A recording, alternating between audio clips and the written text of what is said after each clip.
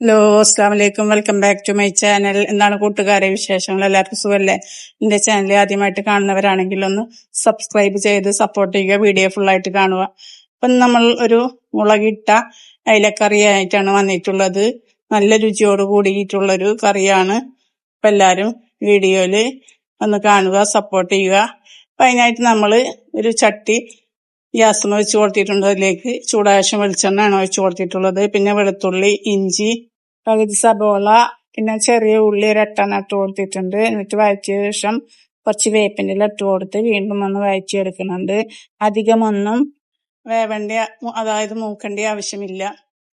ഇനി നമ്മൾ അതിലേക്ക് 2 തക്കാളി കട്ട് ചെയ്തതാണ് ഇട്ട് കൊടുത്തിട്ടുള്ളത്. അതും ഇട്ടിട്ട് ചെറുതായിട്ടൊന്ന് വഴറ്റിയെടുക്കുന്നുണ്ട്. നമ്മൾ മുന്നേ ഇതുപോലെ ഒരു റെസിപ്പി ഉണ്ടാക്കിയിട്ടുണ്ട്, പക്ഷെ അത് വേറൊരു രീതിയിലാണ്. അപ്പം അങ്ങനെ അതെല്ലാം ഒന്ന് മൂത്ത ശേഷം നമ്മൾ കാശ്മീരി മുളകും പൊടി 2 ടീസ്പൂണാണ് ഇട്ട് കൊടുത്തിട്ടുള്ളത്. പിന്നെ മുളക് കുത്തിയതാണ്, അതായത് നമ്മൾ വാങ്ങിച്ചതാണ് ഉണക്കമുളക് പൊടിച്ചത്. അപ്പം അതെല്ലാം ഇട്ടിട്ട് നന്നായിട്ട് മുളകൊക്കെ നന്നായി ഒന്ന് മൂത്ത ശേഷമാണ് നമ്മൾ അതൊരു പാത്രത്തിലേക്ക് മാറ്റി കൊടുക്കുന്നുണ്ട്, ചൂടാറാനായിട്ടാണ്. ഇപ്പം അത് നന്നായി മൂത്ത് കിട്ടിയിട്ടുണ്ട്. ഇനി നമ്മളത് ഒരു പ്ലേറ്റിലേക്ക് മാറ്റി കൊടുക്കുന്നുണ്ട്. അതിൻ്റെ ശേഷം ഒന്ന് ചൂടാറിയ ശേഷം മിക്സിയുടെ ജാറിലിട്ടിട്ടൊന്ന് അരച്ചെടുക്കാനായിട്ടാണ്. അപ്പം നമ്മളിതാ മിക്സിയുടെ ജാറിൽ ഇട്ട് കൊടുക്കുന്നുണ്ട്. ഫുള്ളായിട്ട് തന്നെ ഇട്ട് കൊടുത്തിട്ടുണ്ട്. ഇനി അതിലേക്ക് കുറച്ച് വെള്ളം ഒഴിച്ചിട്ട് അരച്ചെടുക്കുകയാണ് ചെയ്യുന്നത്. അപ്പം അതിലേക്ക് ഒരു 4 ഇരുമ്പാമ്പുളിയാണ് ഇട്ട് കൊടുക്കുന്നത്. അത് കട്ട് ചെയ്തിട്ട് അതിലേക്ക് ഇട്ട് കൊടുക്കുന്നുണ്ട്. അപ്പം അതിട്ടിട്ട് നന്നായിട്ട് അരച്ചെടുക്കുന്നുണ്ട്. ഇതുപോലെ ആക്കി എടുത്തിട്ടുണ്ട്. ഇനി നമ്മൾ വഴറ്റിയ ചട്ടി തന്നെ കഴുകി വൃത്തിയാക്കി എടുത്തിട്ട് അത് വീണ്ടും ഗ്യാസുമ്മ വെച്ച് കൊടുത്തിട്ടുണ്ട്. ചൂടായ ശേഷം വെളിച്ചെണ്ണ വെച്ച് കൊടുത്തിട്ടുണ്ട്.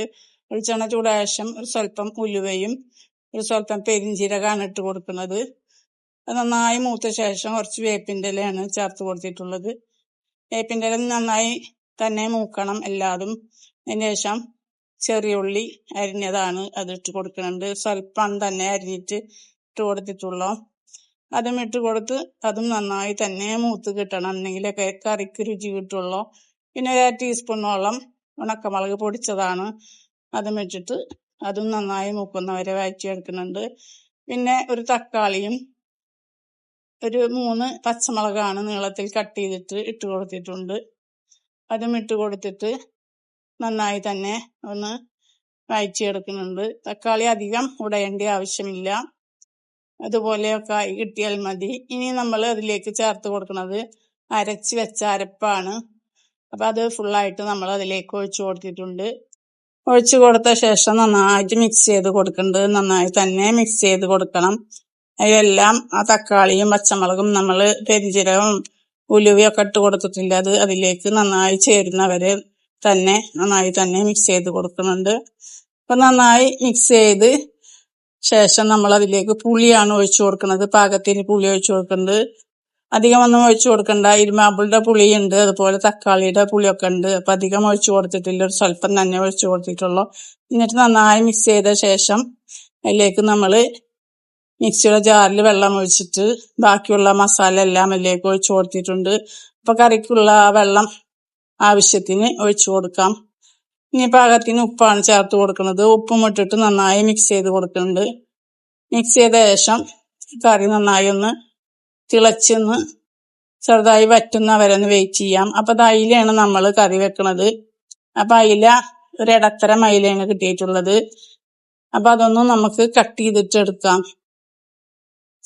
ഒരു തലയും കൂടിയിട്ടാണ് നമ്മൾ കറി വെക്കാൻ എടുക്കുന്നത്. അപ്പം അത് കറിയൊക്കെ ഏകദേശം തിളച്ച് വറ്റി കിട്ടിയിട്ടുണ്ട്. അപ്പം ഒന്നും കൂടെ തിളച്ച ശേഷമാണ് നമ്മൾ അതിലേക്ക് മീൻ ചേർത്ത് കൊടുക്കുന്നത്. ആ മീനെല്ലാം നന്നാക്കി എടുത്തിട്ടുണ്ട്. ഇതാ ആ തലോടക്കനെയാണ്, അതിൻ്റെ ഉള്ളിലുള്ള അതൊന്നും എടുത്തിട്ടില്ല. എന്താണ് തെരിതാന്ന് പറയില്ല, അതൊന്നും എടുത്തിട്ടില്ല.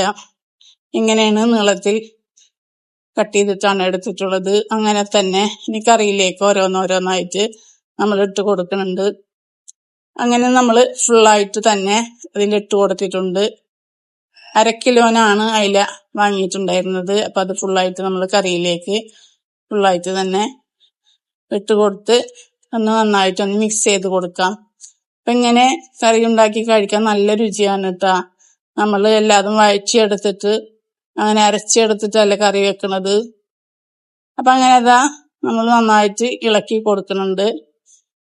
ഇളക്കി കൊടുത്ത ശേഷം വേവിച്ചെടുക്കാം. അപ്പൊ ചട്ടിയിൽ ഫുള്ളായിട്ട് മീനിട്ടപ്പോൾ കറിയും നന്നായി ഫുള്ളായിട്ടുണ്ട്. അപ്പൊ അത് അതിൽ ടീസ്പൂൺ വെച്ചിട്ട് അങ്ങനെ നമ്മള് കറി വേവിക്കാനായിട്ട് വെച്ചിട്ടുണ്ടായിരുന്നത്. കറി തിളച്ച് പോവും, അല്ലെങ്കിൽ ടീസ്പൂൺ വെച്ച് കഴിഞ്ഞാൽ അത്ര പെട്ടെന്ന് തിളച്ച് പോവില്ല കറി. അപ്പൊ അതുകൊണ്ട് നമ്മൾ ഇത് പറഞ്ഞതാണ്. അപ്പൊ അങ്ങനെ അതാ കറിയൊക്കെ ഏകദേശം വറ്റിയിട്ടുണ്ട്. മീനും അതുപോലെ തന്നെ ഏകദേശം വെന്തിട്ടുണ്ട്. അപ്പൊ അങ്ങനെ അതാ മീനെല്ലാം നല്ല ഇതുപോലെ ആയി കിട്ടിയിട്ടുണ്ട്. ഇനി ഒന്നും കൂടെ വറ്റിയ ശേഷം നമുക്ക് അതിലേക്ക് വേപ്പിന്റെ ഇല ചേർത്ത് കൊടുക്കുന്നുണ്ട്. അപ്പൊ അതാ കറിയൊക്കെ നന്നായിട്ട് വെന്ത് കിട്ടിയിട്ടുണ്ട്. മീനും അതുപോലെ തന്നെ നന്നായി വെന്ത് കിട്ടിയിട്ടുണ്ട്. ഇനി നമ്മൾ അതിലേക്ക് സ്വല്പം വേപ്പിന്റെ ഇലയാണ് ചേർത്ത് കൊടുക്കുന്നത്.